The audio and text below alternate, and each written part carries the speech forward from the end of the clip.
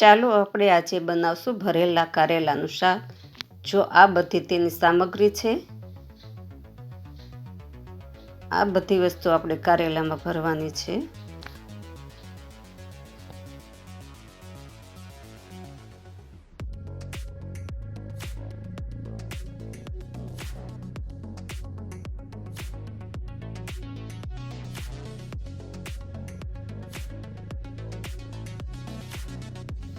કારેલામાં ભરવા માટે આપણે મસાલો બનાવશું. સૌપ્રથમ આપણે સિંગનો ભૂકો લેશું.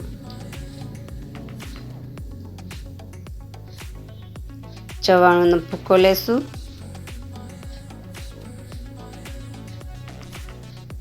ધાણા જીરું પાવડર લેશું.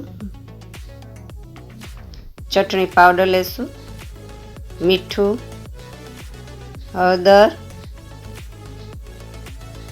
હિંગ, ચણાનો લોટ, ટોપરું, તલ, વરિયાળી, અજમા,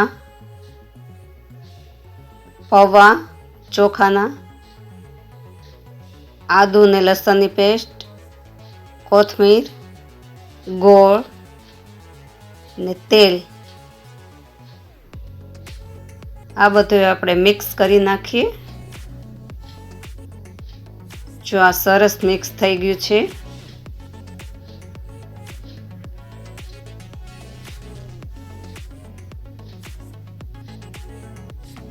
આવી રીતના મિક્સ કરીને આપણે કારેલા બાફેલામાં સ્ટફિંગ ભરશું.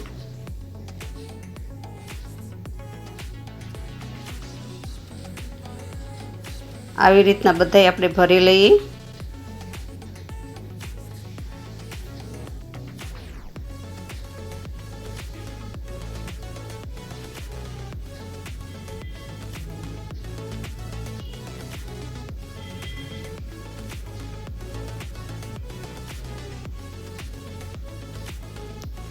જો આવી રીતના બધાય ભરાઈ ગયા છે. હવે આપણે આનો વઘાર કરશું. તો ચાલો વઘાર કરીએ. પહેલાં એક કડાઈમાં તેલ લેવાનું. તેલ ગરમ થઈ જાય એટલે તેમાં હિંગ, હળદર ને ડુંગળી નાખી ને ડુંગળીને સાતળી લેવાની.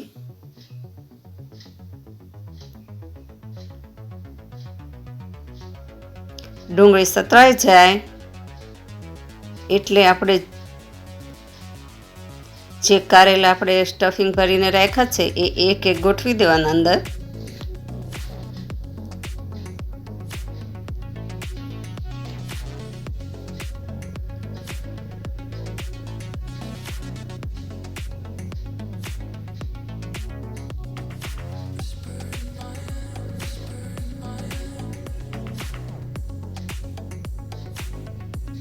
આવી રીતના ગોઠવી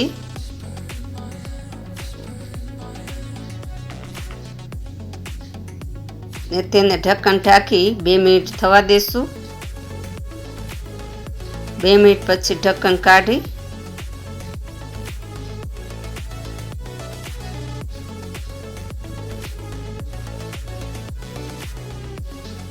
તેને ધીમેથી હલાવશું. પછી જે આપણે મસાલો બચ્યો હોય તે પાછો ઉપર નાખશું એમાં.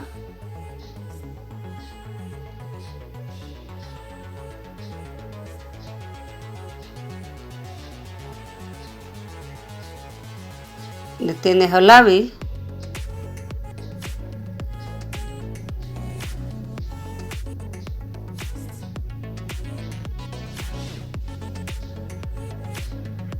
તેમાં 2 થી 3 ચમચી જેટલું પાણી નાખવાનું. ફરીથી પાછું ઢક્કન બંધ કરી 2 મિનિટ થવા દેવાનું. એટલે આ થઈ ગયું છે ભરેલા કારેલાનું શાક તૈયાર.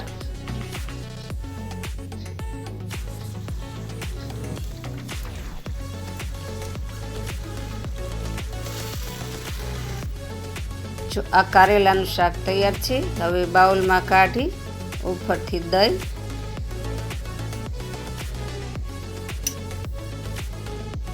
અને કોથમીરથી આપણે સજાવી લેશું. જો તમને આ રેસીપી ગમી હોય તો પ્લીઝ લાઈક કરો, શેર કરો, કમેન્ટ કરો અને સબસ્ક્રાઈબ કરો.